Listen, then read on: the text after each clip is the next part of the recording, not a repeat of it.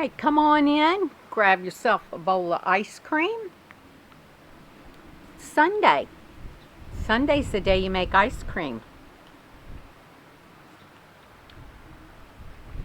Anybody else out here raised on a dairy farm back in the 60s and 70s? If you were, you know that Sunday is the day the creamery didn't test, so you could skim the cream off your milk and make ice cream. Now, I mean, those of you who had a bulk tank and were all fancy, maybe you couldn't do that because your cream got mixed up all the time. But if you were a grade C, you could skim the cream off because you still put the milk in the cans. The cream would rise to the top. Now, every day they would test for, and you got paid based on how high the fat content was of your milk. So on Sunday they didn't test. So you could skim all that cream off and make ice cream on Sundays.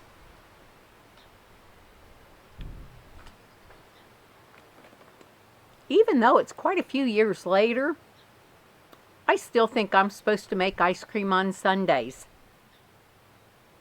Now, I don't make ice cream like a lot of people make ice cream. Technically, I guess mine would be considered frozen yogurt. You know, there's Dr. Kiltz's ice cream. Dr. Kiltz is a carnivore doctor, and he tells you can have ice cream every day if you want. You just got to make Kiltz's ice cream, which is made out of milk and cream, a little bit of vanilla, no sugar, and eggs. Well, some people still have trouble with that as far as getting too many carbohydrates and so on. And sometimes people have trouble with the high fat content causing you to have more calories than you want. So what I do is I take raw milk, because remember, I was raised on dairy farms, so we're not afraid of raw milk. We're also not afraid of raw eggs. So I take my raw milk and I make my raw milk into 24-hour yogurt. I don't add any extra probiotics in mine other than just the yogurt starter.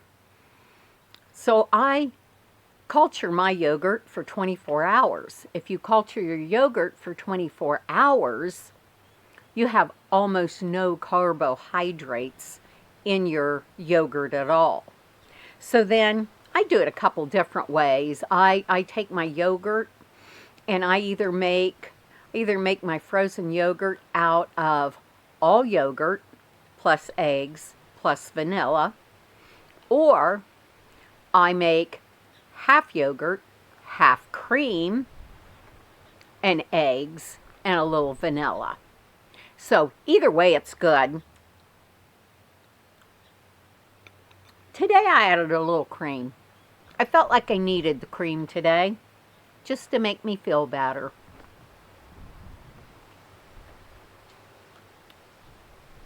So if any of you out there watching me are carnivores, this is how you can have your ice cream and have almost no carbohydrates at all. But I'm tired. I've been working all day, and I just wanted to sit down, but I needed to do another video. And I thought, okay, I'll eat my ice cream while I talk to you. I got this in the mail the other day, and it's just an example of how marketing tries to mislead us and make us think that we're getting a really good deal and to tempt us into buying something that we probably don't need. But, I mean, I'm sure you've all gotten these too. Now, it's handwritten, so they're putting some effort into it. I mean, and God love her. I hope Jody keeps her job and she makes all the money she needs to make. But she's barking up the wrong tree with me, probably. But I get this handwritten note in the mail, and it says, Bridget, we are in desperate need to acquire 2 2017 Jeep Renegades by June 2nd in order to fulfill special used vehicle requests. Our records indicate you own one of these vehicles, and I'm willing to offer you well above market value for it. I have some incredible incentives to sweeten the deal. Please call me at her number to discuss. But notice on the bottom here, they have an advertisement for a brand new 2024 F-150. Somewhere in their records, they probably have information that shows that I used to drive a pickup truck before it got totaled. So I would say they didn't sell enough of their 2024 pickups.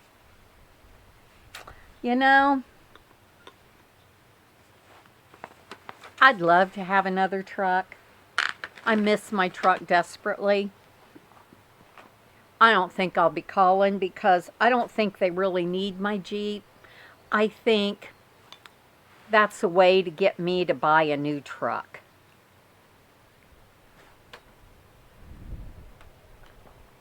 What do the rest do you think? Do you think they're trying to get me to buy a new truck? I'm guessing they're having trouble clearing their lot off. And, every once in a while I'll get a notice like this, but it seems like they've been a little more insistent. I've even been getting phone calls trying to get me to trade my current vehicle in.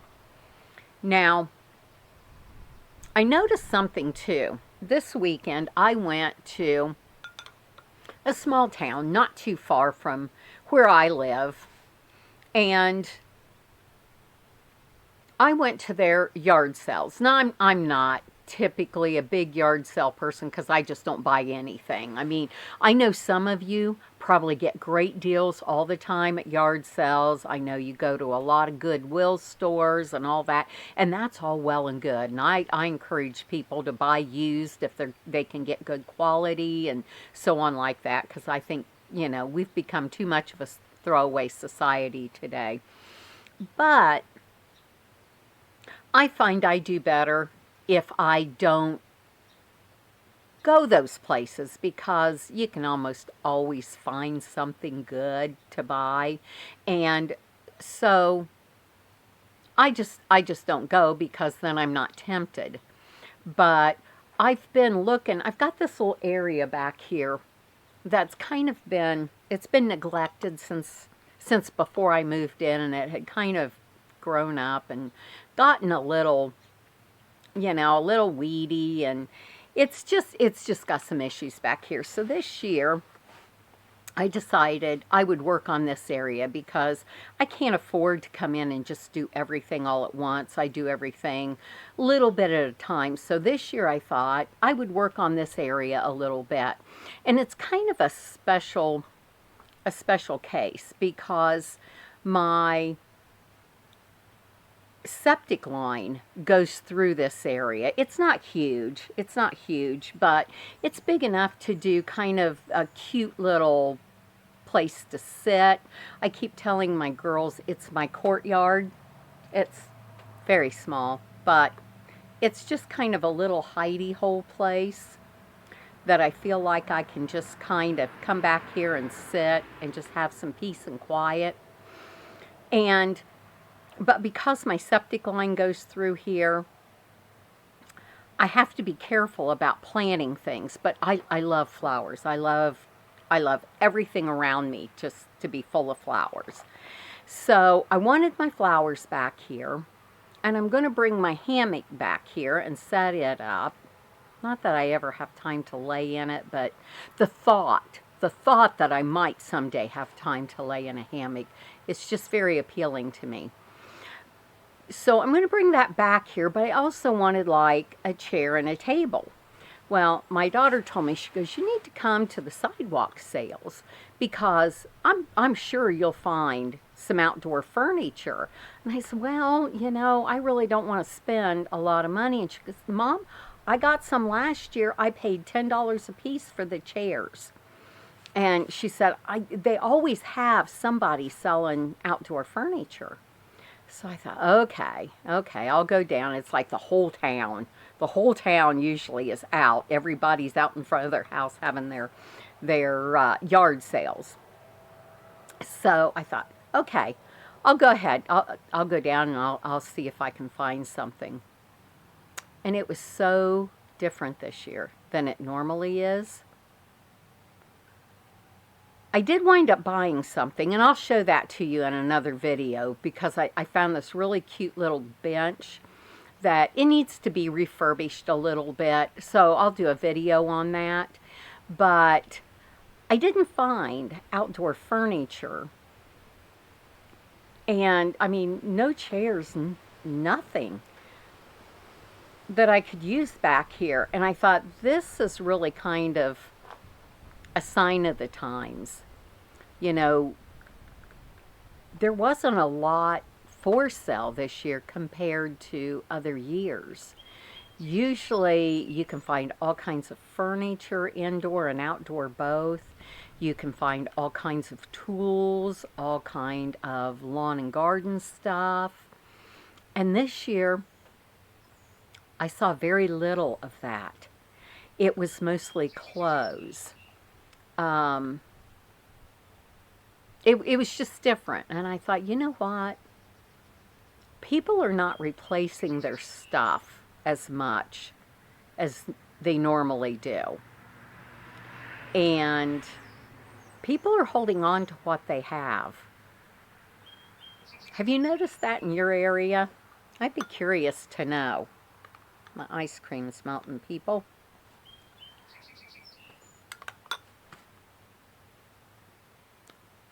So, you know, just different things here are kind of showing us signs of the times. People holding on to their stuff, car dealerships trying harder and harder to get you in the door. The fact that they're not advertising their 2025s and that they are advertising their 2024s tells me they're trying to get those lots cleared off with the older models. So, I don't know. I've just been noticing things like that. Anybody else feel that way?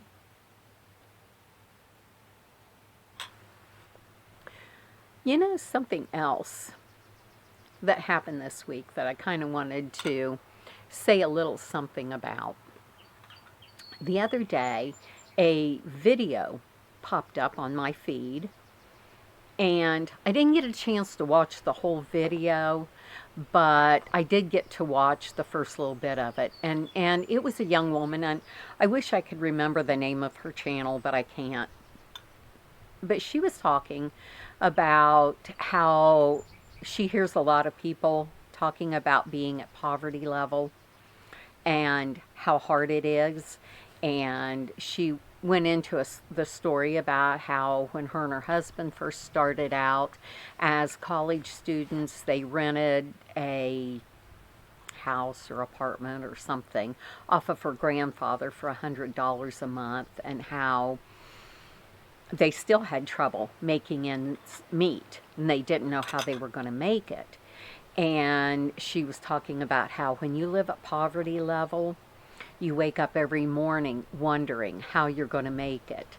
And the message I was getting from her video is that a lot of people who are talking about living at poverty level aren't really living at poverty level because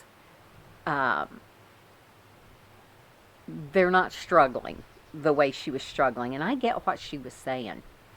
I more than get what she was saying, because I was just as poor as she was. Now, I didn't have anybody giving me cheap rent. We were buying our house, and it was a house that was in very poor condition, and we were trying to fix it up at the time, and we barely had money to make ends meet. And sometimes we didn't have enough money to make ends meet. And let me tell you, I understand what she was saying, but I was also doing it with children. And I guess where I think that she's very right in a lot of cases where she's talking about people talking about living at poverty level when they're really not at poverty level. I see it in the way that so many people who are doing videos on being in poverty are doing shopping hauls. And they're constantly talking about buying things. If you're really in poverty, you're not doing shopping hauls. That's why I don't do them on my channel. You know, I don't go shopping.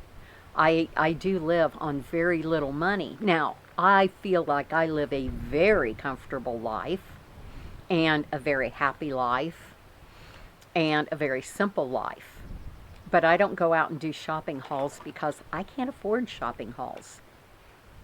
I'm just at an age where I also don't feel like I need much. And so I get what she was saying. When you're at poverty level, you don't go out and you don't do big grocery hauls. You don't go out and you know, have a day of shopping, even if you're going around to garage sales and thrift stores. You don't do that when you're at poverty level because you don't have the money to do it. And if anybody out there is at poverty level and you're doing it, I sincerely hope you are not putting it on credit cards, because that is a good way for it all to come tumbling down around you.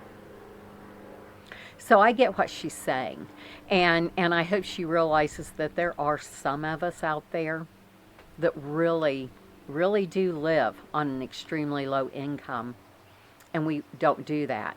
I am in a situation where I lived at poverty level for many years. In fact,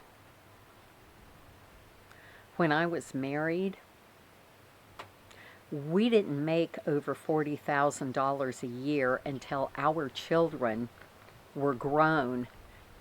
And I think the second one was in college before we ever made over $40,000.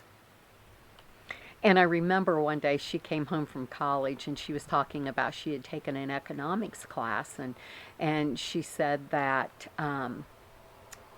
they were discussing in class how there were a lot of people in the United States that made under $40,000 a year. And I looked at her and I kind of chuckled. And I said, "Oh, sweetheart, your father and I make under $40,000 a year." But she didn't realize that we were considered poor because, you know, material things just weren't a big deal for us. You know, if you don't tell your kids you're poor, and they don't know. They don't know. But yeah, it is interesting to me. People who think they're living in poverty and they make way more money than I ever had to live on. It's like, people, you're not in poverty. You just can't buy the things you want to buy. That doesn't mean you're in poverty. And so, yeah, I get it. I get it. But I've kind of just been thinking about that this week. And I've had the same thought as I watch some of these channels where they're doing all their thrift store hauls, and they're doing grocery store hauls, and yet they're talking about living in poverty. Now, okay, I am going to say people my age and older, okay, a lot of them probably did start out more at poverty level. It was more common to start out dirt poor back when we were starting out. Not everybody did, but it was a lot more common than it is today. And but understand, we can live at poverty level today because if people did what I did, you live very frugally your whole life and you saved your money. And it's like when I started out in life, we bought a house nobody else wanted. That's why we could afford it. It had been for sale for a very long time, probably a year. Nobody else wanted the house. That's why we could afford it. We bought that house. We fixed it up. We sold it. We made a profit, which gave us money to buy a small farm with 15 acres. It was in disrepair and it needed a lot of work as well. So by the time I had been married for almost 40 years, I got divorced 4 months shy of my 40th anniversary of what it would have been. So I was married for a very long time. And during that time, we built, not wealth, but we built our property into something so that when I did get divorced, I got a little bit of money. Now, I was not wealthy when I got divorced. It was not a case where I got divorced and got a huge settlement. No, that's not what it was. And that's one thing you need to understand too, is when you go through a great divorce, you have planned for your retirement at that time, and you've planned for that retirement to keep one household. When you go through a great divorce, that income is divided in two. And it's not always 50-50. People misinterpret that it's divided 50-50. It's not always. But when you go through a great divorce, instead of that pot of money that you put back for retirement keeping one household, it's now got to keep two households. And that's one reason why so many women who go through a great divorce wind up living at the poverty level. But if you started out life like I did, and like many other women my age, with very little money to start out on, you learn how to live frugally. And you build what you do have. You build that up. And eventually you have enough money that you can still live at the poverty level when you get divorced. But it's got to go a little farther. That money is not just keeping one household, it's keeping two. So yeah, a lot of us my age are living at the poverty level, but we know how to do it. And that's why some of us are on YouTube and trying to tell people how to do it, because it can be done. And that's what I want people to understand, is it can be done. But I kind of feel like, and I know I have a lot to improve with my YouTube channel. I do. I've got to get better at talking to the camera. I've got to get better at getting my point across, and I've got to just get better at everything I'm doing. I understand that. And I understand my videos are not super good right now. but I get very little interest. And it just makes me think that I think there's a few things going on. I think number one, I think when people are viewing channels about older women living at the poverty level, they are getting a lot of entertainment from watching women living in their cars. They get entertainment from watching women cry and be upset and hopeless, and it's a type of voyeurism. And I think because I don't fit into those categories, I think people either don't take me seriously or they're just not interested. Having somebody living at the poverty level and doing well and being happy and not having a lot of drama in their life is not entertaining enough.